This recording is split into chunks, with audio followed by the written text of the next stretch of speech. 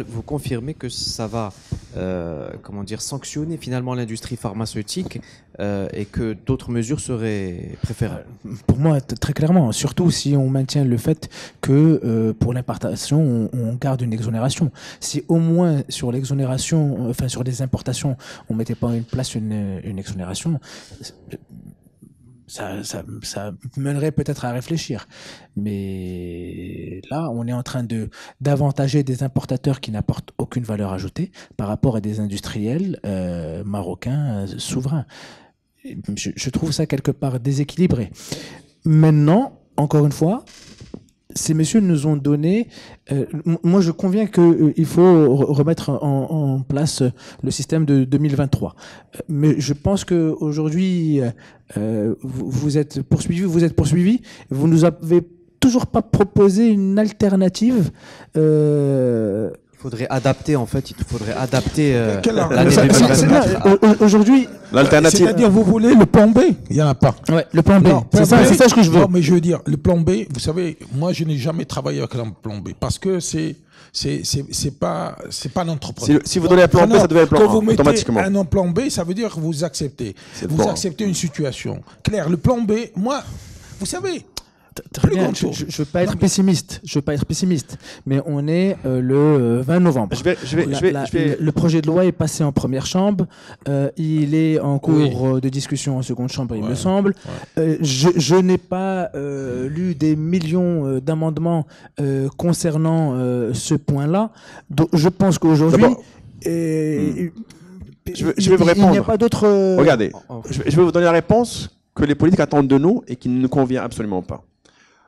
Les politiques attendent de nous de demander des choses qui peuvent passer. Ça veut dire quoi? Ça veut dire qu'ils demandent à ce qu'on accepte d'avoir des déductions sur certaines de nos dépenses pour lesquelles on paie la TVA. Or, tout est lié chez nous. Si vous enlevez un poste, vous allez enlever totalement, par exemple, disant que, allez, tout va être déduit sauf les investissements. On va zapper les investissements. Si on le dit, OK, pour les investissements, ça va être déduit, mais par contre, rien d'autre. Toute la sous-traitance va disparaître. Toute la recherche va disparaître. Est-ce qu'on voudrait aujourd'hui sacrifier des postes? Nous, non. On n'est pas prêt à sacrifier aucun poste parce que tout est lié. L'industrie pharmaceutique, encore une fois, c'est une industrie très spéciale qui a de ses normes, de qualité et ses obligations et on ne peut pas sacrifier un au détriment des autres.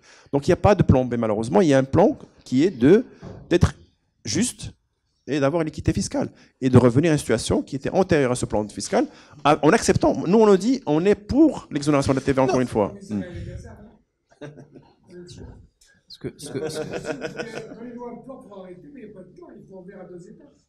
Non, mais... en fait, le temps aujourd'hui, le temps joue contre vous parce que le 31 décembre, c'est demain, ça va sortir, ça va être imprimé, et je peux mettre ma main à couper. Si on vous dit revenez nous voir l'année prochaine, rien ne va être changé. C'est clair. C'est clair. Ça, c'est clair. On le sait. Eh ben, il y aura pas de il y aura plus de générique, il y aura plus d'emplois, d'accord. Et on verra si ceux qui vont, vous savez, l'impact. Je peux vous assurer, cet impact va toucher les petits laboratoires qui sont en train de pousser aujourd'hui et qui recrutent, parce que les gros laboratoires, ça y est, c'est saturé. C'est clair. Ils sont arrivés à maturité, tout ce que vous voulez. Les petits laboratoires, ce projet-là, s'il passe, vous allez voir quelques laboratoires qui vont tomber. Concernant le citoyen, parce qu'on dit toujours que le grand gagnant, c'est le citoyen qui va payer un médicament moins cher. Au final, ce que vous voulez dire, c'est que tout de suite, oui, il va le payer moins cher, mais dans les années à venir, en fait, il va payer plus cher dans le sens où la situation sera mauvaise. Claire, comment voulez-vous que demain, je vais investir, sincèrement, aujourd'hui, comme vous voyez, les biosimilaires, qui coûtent 30 000, 40 000 dirhams, 50 000 dirhams. Très bien. Avec cet impact-là, je ne suis pas une société que je vais démarrer. Pourquoi je vais investir? Je vais créer une ligne. Aujourd'hui, je vais m'endetter, je vais faire un leasing pour lequel je vais payer 20%, je vais faire une bioéquivalence, je vais payer 20%, je vais faire de l'emploi, je vais faire un service parce qu'il faut bien que je vais payer 20%, et on go blocks. Bien sûr. Sincèrement. Et qui c'est qui va payer? C'est les citoyens et l'État. Parce qu'aujourd'hui, l'effort que nous faisons, c'est que quand je lance un générique ou un biosimilaire, automatiquement, nous sommes à peu près à 40% moins chers. Donc, on gagne l'accessibilité de patients, qui est très bien, plus la création de valeur ajoutée locale, plus l'export. Si demain, vous m'arrêtez cet élan, je ne vais pas... On parle de l'innovation. OK. Il faut savoir que 98% de l'arsenal thérapeutique est généricable aujourd'hui. C'est-à-dire qu'on n'invente plus rien. Même mondialement, on n'invente plus rien. Très bien. Ça veut dire que c'est notre effort à nous d'aller chercher ces biosimilaires et de faire ces génériques qui sont encore... On a perdu des points par rapport à nos voisins en matière de générique. Nous étions les leaders il y a 20 ans. D'accord? Le Maroc est en retard par rapport juste à nos voisins. Nous sommes très en retard par rapport à la région MENA. En termes d'offres, l'offre que nous présentons aujourd'hui, le Maroc, nous continuons à travailler avec des molécules qui ont 30 ans. L'amlodipine, l'augmentin, les histoires là.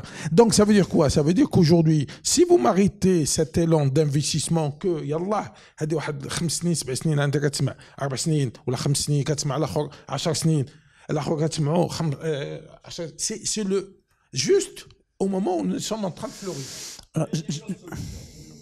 J'ai juste une petite question. On va donner la parole à la salle dans pas longtemps. On va la perdre. Cet avantage-là, on va la perdre. Et qui c'est qui va payer? C'est les caisses. C'est même pas les citoyens, c'est les caisses. C'est le monde de ma sahia. D'accord? Parce que vous allez continuer à acheter le médicament à 40 000 ou à 50 000 dirhams. D'accord? Et vous allez l'emporter quand ils veulent. Vous le donnez. J'ai juste une petite question innocente, mais qui n'est pas naïve. Juste une petite question. Est-ce que le retard par rapport à notre voisin est dû à une histoire de marché, oui ou non? Bonne question. Le retard, c'est une accumulation d'un certain nombre de facteurs. Il faut savoir que le générique aujourd'hui, ça fait 60 ans qu'on le fabrique au Maroc. Vous savez que nos voisins ont été formés au Maroc. Donc aujourd'hui, pas aujourd'hui, nous avons le business model de l'industrie pharmaceutique marocaine a été basé sur sous-licence. Énormément sur licence et on a ignoré l'actif marocain. La différence aussi par rapport à notre voisin, pour ne pas le nommer, ça montre aussi l'importance qui est donnée au secteur pharmaceutique. Eux, ils ont un ministère de l'industrie pharmaceutique. Il y a un Je parle monsieur... même pas regardez la Tunisie. Même. On a notre offre qui est lointain. Il y a un ministre de l'industrie pharmaceutique. Les avantages... Enfin, prenez par exemple l'Inde. L'Inde, il y a quelques années, au moment peut-être nous qu'on a créé l'industrie, ils étaient au même niveau que nous, l'Inde. Allez voir aujourd'hui les incitations qu'ils ont, les subventions qu'ils ont pour l'encouragement de la recherche. Ils prennent en charge le transport, il y a beaucoup de subventions. Regardez la Turquie. Aujourd'hui, il y a des subventions, il y a un certain nombre de choses qui sont cachées qu'on ne voit même pas. C'est-à-dire quand on fait la note benchmark, on a l'impression que c'est le même prix. En fait, il y a des... Je ne parle même pas de la Turquie. Ensuite, regardez, par exemple, je prends la Grèce, pays européen. Allez en Grèce, demain, vous voulez monter une usine et vous subventionnez une grosse partie de l'investissement. Il y a 4 subventions. Terrain gratuit, prennent en charge une grosse 50% de l'investissement de l'usine.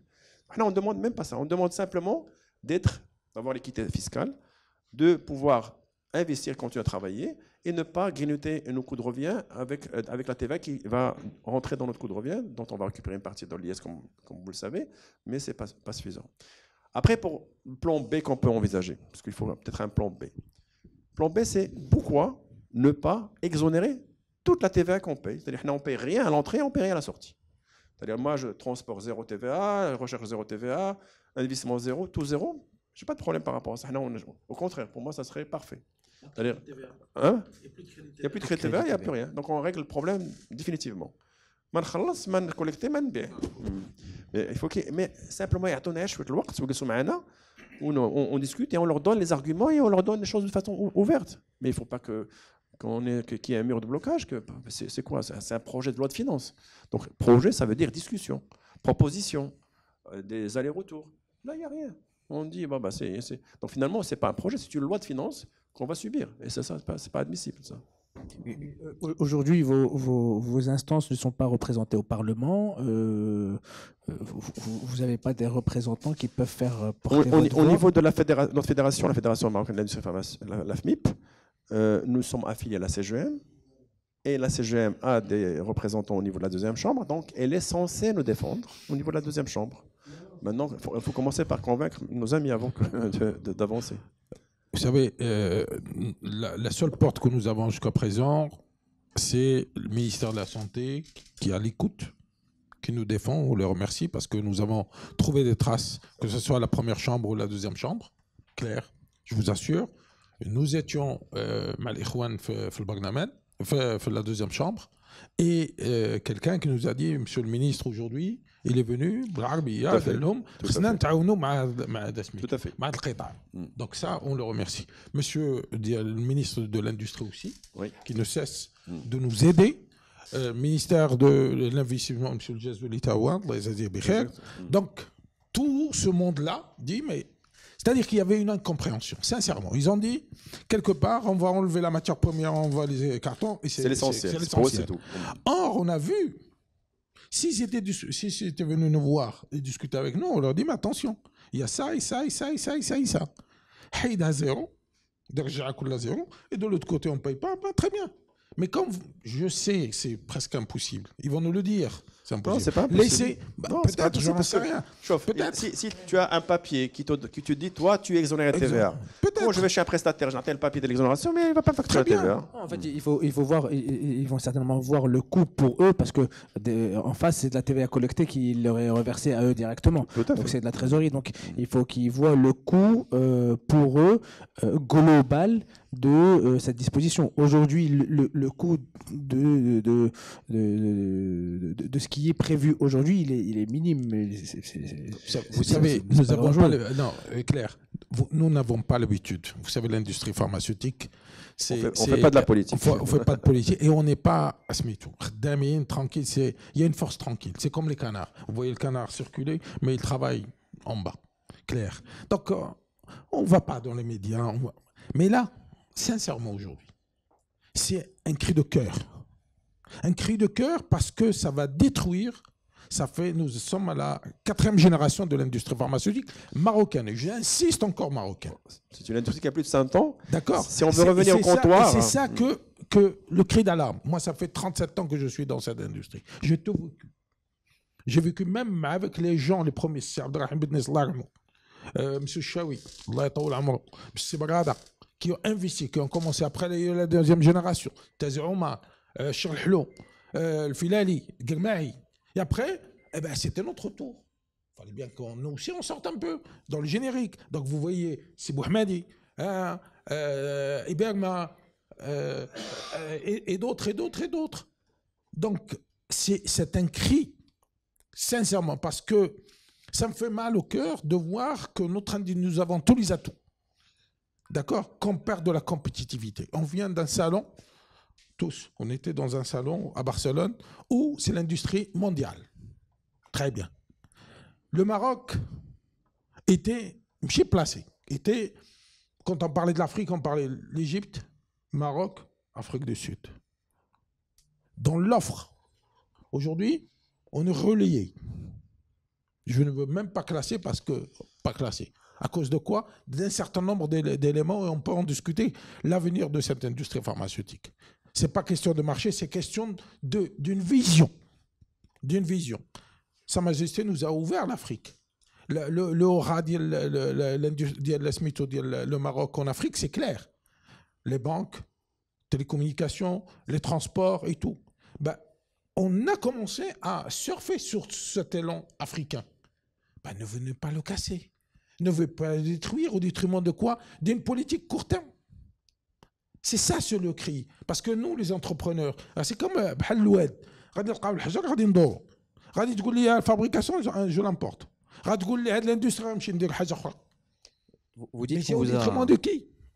Vous dites qu'on vous a soutenu. Vous avez eu des promesses de par ces soutiens, ou c'est-à-dire est-ce que vous avez des... Il y a eu la compréhension. Mais pas de promesses. Non, ils ont dit que, sincèrement, voilà le message, on ne savait pas tout ça. Mais nous allons défendre le dossier. Nous avons de défendre le dossier. C'est clair. Vous avez rencontré également du Oui, monde on a rencontré des députés, on a rencontré monsieur le ministre de la Santé, qui était très compréhensif et qui veut travailler avec nous à la José Becher. Demain, on a rendez-vous avec Semzur pour parler également de ce même sujet. Nous avons rencontré d'autres ministres, nous avons rencontré d'autres personnalités aussi très haut placées, et tout le monde est sensibilisé et comprend le sujet. Maintenant, dans les faits, ils nous disent c'est un truc politique. Voyez avec les politiques, c'est eux qui décident. Donc nous, on est prêt à rencontrer les politiques et on est prêt à discuter avec eux sur le plan A ou le plan B, avec l'exonération totale. Discuter avec eux l'impact, quel est l'impact pour eux, voir des solutions. Mais on voudrait juste discuter. On voudrait être compris et qu'ils comprennent un peu nos enjeux et que surtout ils n'aient pas une idée de gens qui font des marges énormes et que 5% de leur marge, c'est rien du tout. Parce que 5%, c'est très important pour nous. Ça dépend des laboratoires comme l'a dit Serhobechi. Après, l'industrie pharmaceutique a plus de 100 ans d'existence. Au début, c'était simplement des comptoirs d'importation. Il y avait quelques Européens qui faisaient des comptoirs d'importation, ils importaient tout. Et donc, on n'avait pas ce qu'on voulait, on n'avait pas tout le choix, etc. Puis, il y a eu des gens audacieux qui ont investi dans l'industrie pharmaceutique qui ont été cités par Serhobechi et d'autres personnes. Donc, parce que tu as oublié quelques-uns, donc il faut faire attention, il faut citer tout le monde. Et donc, cette industrie, elle a aujourd'hui 100 ans d'existence, elle est bien, elle assure une souveraineté pour le Maroc. On fabrique des médicaments, elle a montré sa résilience pendant la crise du Covid. Donc, aujourd'hui, il faut absolument qu'elle reste dans cette tendance et qu'elle se développe davantage parce qu'elle est créatrice d'emplois et de valeurs ajoutées importantes, et de fiscalité, etc., etc. Donc, c'est pour ça que c'est un sujet, il n'y a pas mort d'homme, on ne va pas dire qu'il y a mort d'homme. Simplement, c'est un sujet qui est crucial pour nous. On doit être compris et on doit le défendre suffisamment avec les arguments que nous avons cités, en disant que la TVA, ce n'est pas uniquement la matière première et les articles de conditionnement, mais une flopée de services qui sont condamnés si jamais on ne fait rien pour ce projet de loi de finances. J'ai une petite question, après on donnera la parole à la salle pour poursuivre le débat avec eux, parce qu'on a senti qu'ils avaient vraiment envie de s'impliquer. Une petite question, on n'a pas parlé des pharmaciens, c'est pas au centre de notre débat aujourd'hui, mais ils sont quand même concernés et ils vont être très nombreux à regarder notre débat. Ils disent qu'ils sont impactés également. Quel est votre regard vis-à-vis d'eux? Vous savez, l'industrie pharmaceutique, c'est un seul corps. C'est les laboratoires pharmaceutiques qui fabriquent, c'est les grossistes qui distribuent, et c'est les pharmaciens d'officine qui jouent un rôle très important, avec un maillage national très important. Vous savez, les pharmacies sont réparties, ils font pas que de la pharmacie, ils font de la pharmacie, du conseil, société de crédit, etc. Demain, s'il n'y a pas de TVA, déjà, il y a une partie de leur chiffre d'affaires qui va disparaître. Et puis, il y a une menace également sur leur chiffre d'affaires, parce qu'ils sont dépendants de nous. Aujourd'hui, c'est nous qui... Enfin, c'est un corps, si une partie est malade, tout le corps va être malade. Donc pour moi, ils seront également impactés. Mais puis, il y a aussi une histoire de seuil de chiffre d'affaires. À partir de 2 millions de dirhams, eux, ils sont mieux placés pour parler là-dessus, pour lesquels ils vont également avoir un impact de la TVA. Très bien. Très bien. On peut ouvrir les questions au public pour poursuivre le débat. Je ne sais pas qui veut commencer dans la salle. Juste, je rajoute sur ce que vient de dire mon ami Mohamedi sur les pharmacies. Il faut savoir que le rôle du pharmacien, il est très important aujourd'hui dans la dispensation. Là, vous ne trouvez pas un médecin, vous trouvez un pharmacien. Ils sont à peu près aujourd'hui 12 000 pharmaciens. D'après les chiffres, il y a un tiers qui sont presque au dépôt de bilan, dans une situation catastrophique. Donc, il va falloir les écouter aussi. Si on veut garder cette répartition et si on veut garder ce service pour les citoyens. Parce que tous les débats est autour du citoyen. Et je pense aussi qu'il faut qu'il soit bien écouté. Plusieurs fédérations, et s'ils ont besoin de notre soutien, ils savent qu'ils l'ont à 100%. Voilà.